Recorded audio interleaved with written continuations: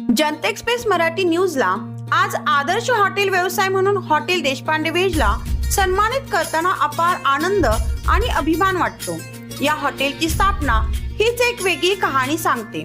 पुण्यातून इंदापूरकडे प्रवास करणारे किरण गानबोटे आणि उदय देशपांडे यांना वाटेत एकही चांगले शाकाहारी हॉटेल सापडले नाही। मग याच दोघांनी ठरवलं की इंदापुरात एक चांगलं व्हेज हॉटेल बनवायचं। 22 फेब्रुवारी 2017 रोजी सुरू झालेले देशपांडे व्हेज आज ग्राहकांच्या हृदयात घर करून बसला आहे।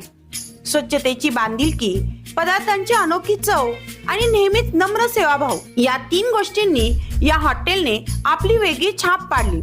पण खरी ओळख मिळाली ती कोरोनाच्या काळात, जेव्हा लोक एकमेकांना भेटायलाही घाबरत होते। तेव्हा या हॉटेलने ग्रामीण रुग्णालयातील रुग्ण आणि नातेवाईकांना मोफत जेवण दिलं, तसेच अन्नछत्र चालवून समाजाप्रती आपली खरी जबाबदारी निभावली। आज या हॉटेलमध्ये अनेक मान्यवरांनी भेट देऊन भोजनाचा आनंद घेतलेला आहे। पण सर्वात मोठी गोष्ट म्हणजे एका ग्राहकाची तब्बल 18 तोळ्यांची सोन्याची बॅग इथे विसरली गेली आणि हॉटेलच्या प्रामाणिक कर्मचाऱ्यांनी ती जशीच्या तशी परत केली। ही आहे खरी माणुसकीची आणि विश्वासाची ताकद। म्हणूनच हॉटेल देशपांडे व्हेज हे केवळ एक हॉटेल नाही, तर प्रामाणिकता, सामाजिक बांधिलकी आणि आदर्श सेवाभावाचे जिवंत प्रतीक आहे।